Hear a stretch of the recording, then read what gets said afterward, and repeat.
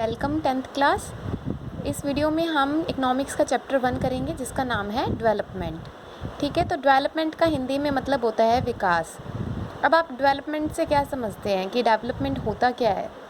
तो जब भी अगर हम बात कर रहे हैं कि यानी कोई ऐसी प्रोसेस जिससे कोई चीज़ अच्छी हो सके, बेटर हो सके, उसमें प्रोग्रेस हो रही है या वो चीज़ एडवांस हो रही है, उसी को हम क्या कहते हैं? डेवलपमेंट कहते हैं।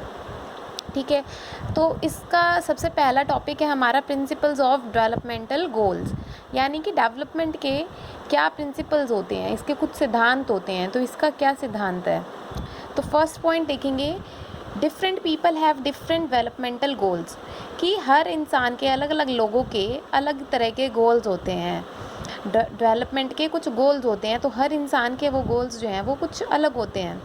For example, a landless labor want better wages, but a prosperous farmer want a high family income and cheap labor.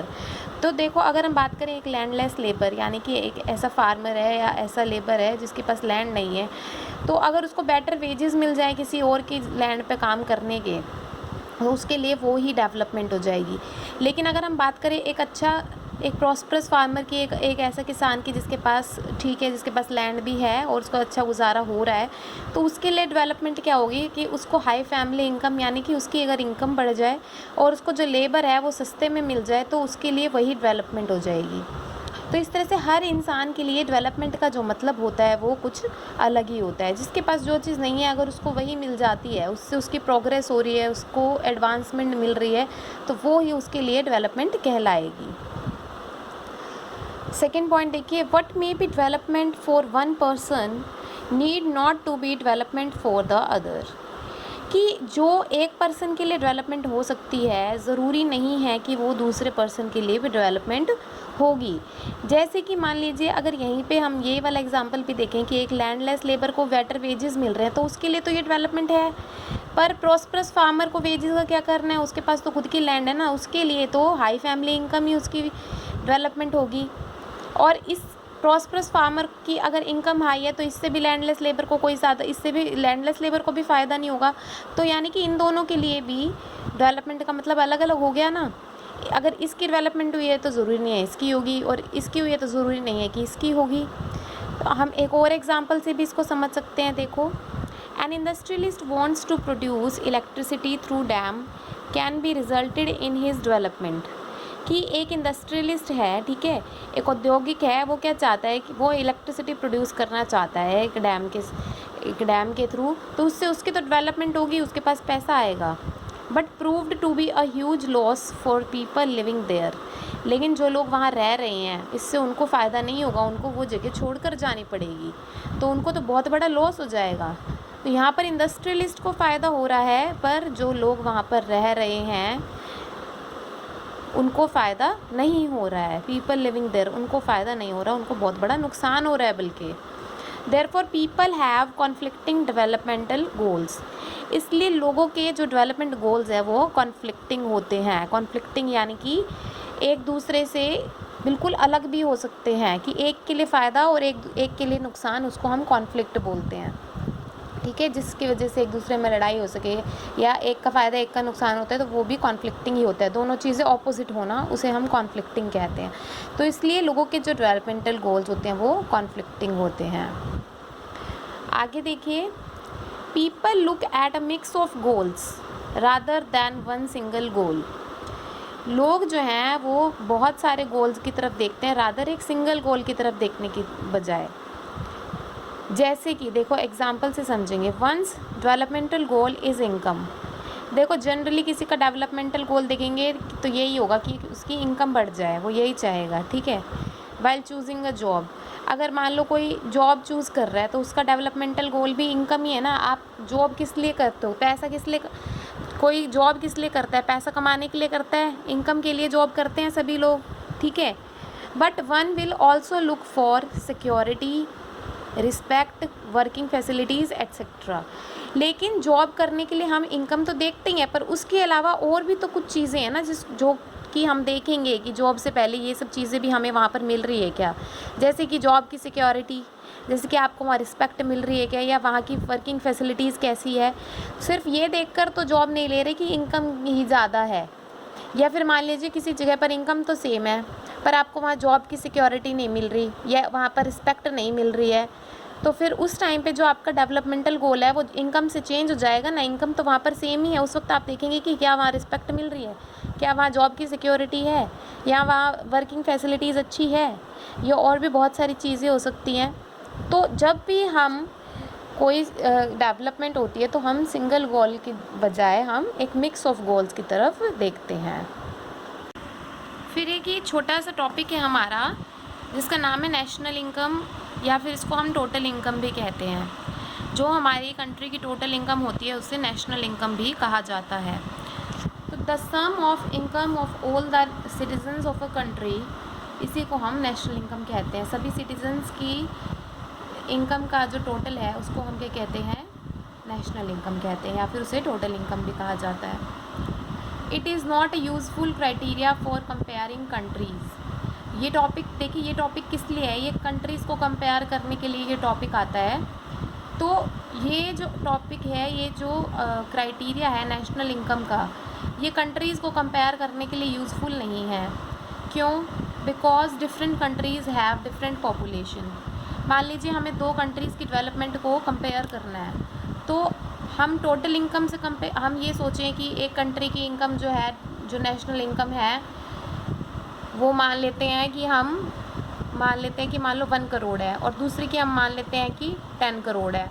तो हम सोचेंगे कि जो 10 करोड़ वाली कंट्री है वो ज़्यादा डेवलप्ड है, पर हम ऐसा नहीं मान सकते। क्यों नहीं मान सकते? क्योंकि different countries have different population, क्योंकि अलग अलग कंट्रीज़ की जो है वो अलग पॉपुलेशन है। हो सकता है 10 करोड़ वाले की पॉपुलेशन भी ज़्यादा हो या 1 करोड़ वाले की पॉपुलेशन कम हो, तो हम इस तरह से मैच नहीं कर सकते हैं। और दूसरा reason, it won't classify what an average person is likely to earn, और इससे हमें पर पर्सन इनकम भी नहीं पता चलेगी, एक एवरेज पर्सन की इनकम भी नहीं पता चलेगी। तो नेशनल इनकम जो है वो किसी भी कंट्री को कंपेयर करने के लिए एक यूज़फुल क्राइटेरिया नहीं है। तो अगर नेशनल इनकम कंपेयरिंग के लिए यूज़फुल क्राइटेरिया नहीं है, तो फिर कौन सा क्राइटेरिया हो सकता है कि हम किसी कंट्री को कंपेयर कर सकें? तो यहाँ से हमारा दूसरा टॉपिक शुरू होता है, comparing different countries and states. भाई अगर आपको दूसरी कंट्रीज़ को कंपेयर करना हो तो आप किस तरह से करोगे? तो यहाँ देखेंगे, countries can be compared on the basis of average income which is also known as per capita income. Countries को कंपेयर करने के लिए उनकी एवरेज इनकम से कंपेयर करना चाहिए, जिसको हम पर कैपिटा इनकम भी कहते हैं। ठीक है, एवरेज इनकम का दूसरा नाम क्या है? पर capita income. It is measured in dollars, और जो पर कैपिटा इनकम होती है वो डॉलर्स में मेज़र की जाती है। यानी जैसे इंडिया में हमारे यहाँ रुपी है तो हम रुपी से कंपेयर करेंगे, नहीं ऐसा नहीं होगा। हम जब भी किसी कंट्री से कंपेयर करेंगे तो उस इनकम को हम डॉलर्स में चेंज कर देंगे। ठीक है, तो डॉलर्स में ही कंपेयर की जाती है, क्योंकि हमें कोई एक सिंगल वैल्यू तो चाहिए ना। आप रुपी को डॉलर से तो कंपेयर नहीं कर पाओगे, तो इस ताकि सारी कंट्रीज़ की इनकम जो है वो सेम करेंसी में हो जाए, तो एक सिंगल करेंसी हमने चूज़ किया जिसका नाम है डॉलर्स। तो पर कैपिटा इनकम हमेशा US डॉलर्स में ही कंपेयर की जाती है। इसका फॉर्मूला होता है, देखिए एवरेज और पर कैपिटा इनकम का क्या फॉर्मूला है, आप कैसे निकाल सकते हो इसको? टोटल इनकम बाय में total population, total income is divided by total population. और टोटल इनकम क्या है, हमने इससे पहले अभी मैंने डिस्कस की थी। टोटल इनकम को ही हम नेशनल इनकम भी कहते हैं। ठीक है, और ये होती क्या है, जितने भी हमारे सिटीजन्स हैं पूरी कंट्री के, उनकी इनकम का टोटल जो है वो टोटल इनकम कहलाता है। और डिवाइड में हम जितने भी सिटीजन्स हैं उनका नंबर लिख देंगे, यानी टोटल पॉपुलेशन। तो हमारी क्या आ जाएगी?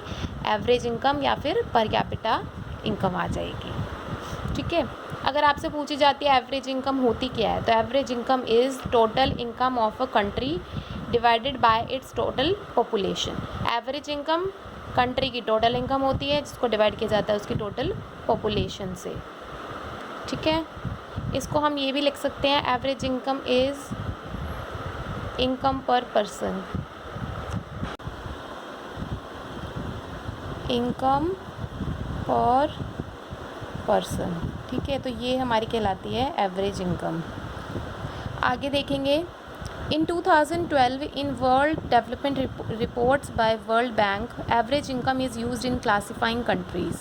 2012 में वर्ल्ड डेवलपमेंट रिपोर्ट्स जो कि वर्ल्ड बैंक के द्वारा निकाली गई थी, तो एवरेज इनकम ही कंट्रीज़ को क्लासीफाई करने के लिए यूज़ हो रही है।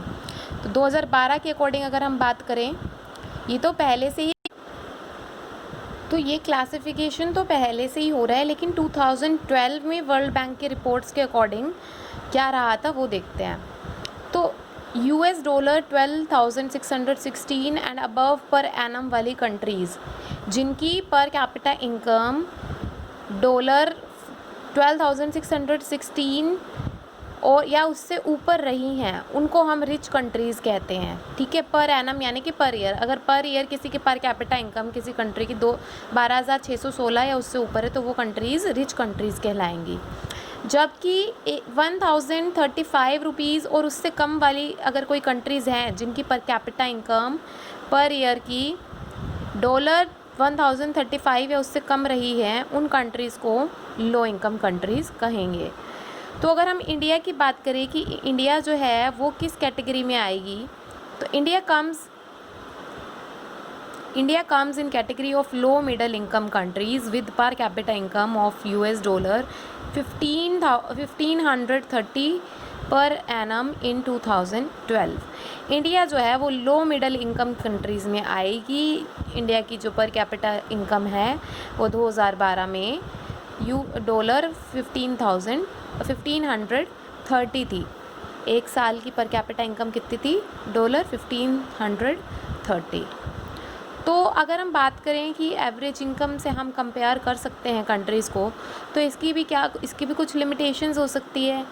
जैसे कि टोटल इनकम की थी कि टोटल इनकम हम इसलिए यूज़ नहीं कर सकते क्योंकि अलग अलग कंट्रीज़ की अलग पॉपुलेशन हो सकती है या उससे हमें एवरेज इनकम नहीं मिलती है। तो एवरेज इनकम की क्या लिमिटेशंस हो सकती हैं? It does not reflect the income distribution and hides the income disparities. देखिए, जो एवरेज इनकम है वो आपको इनकम डिस्ट्रीब्यूशन शो नहीं करेगा किसी कंट्री का, मतलब कि and hides the income disparity. इसका क्या मतलब है कि एक ही कंट्री में कुछ ऐसे लोग भी हैं जो कम कमा रहे हैं और ऐसे लोग भी हैं जो बहुत ज़्यादा कमा रहे हैं, तो ये उस इनकम डिस्ट्रीब्यूशन को शो नहीं करेगा, ये पर पर्सन इनकम दिखाएगा। इसका मतलब क्या है? देखिए, एवरेज जो है वो आपकी मीन वैल्यू दिखाता है, वो आपको एवरेज ही दिखाएगा। हाई और लो फ्रिक्वेंसी का एवरेज जो होगा वो ही दिखाएगा।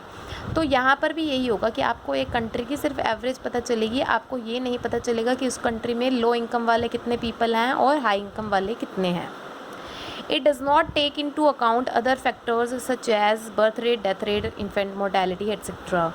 कुछ और फैक्टर्स भी होते हैं कंट्रीज़ को कंपेयर करने के लिए, जैसे कि उस कंट्री का बर्थ रेट, उस कंट्री का डेथ रेट या इन्फेंट मोर्टेलिटी रेट। ये सब चीज़ें जो हैं एवरेज इनकम से नहीं पता लगाई जा सकती हैं। It ignores social aspect of life. ठीक है, ये सिर्फ आपको इकोनॉमिक एस्पेक्ट दिखाता है, ये सोशल एस्पेक्ट शो नहीं करती एवरेज इनकम जो है।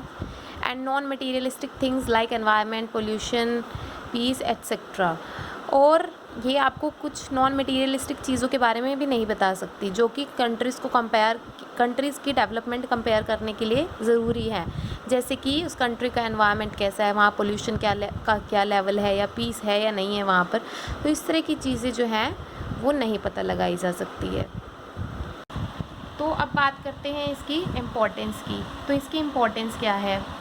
It tells what an average person is likely to earn.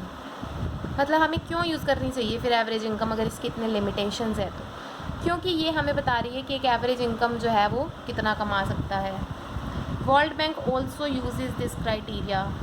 World bank भी इसी क्राइटेरिया को यूज़ कर रहा है। It is better than total income of the country. अगर हम टोटल इनकम की बात करें तो उससे तो ये बेटर ही है, which is also known as national income of a country. तो अगर हम टोटल इनकम की बात करें या नेशनल इनकम की बात करें तो उससे जो है ये एक बेटर क्राइटेरिया है, तो इसलिए हम एवरेज इनकम को कंपेयर करने के लिए यूज़ करते हैं।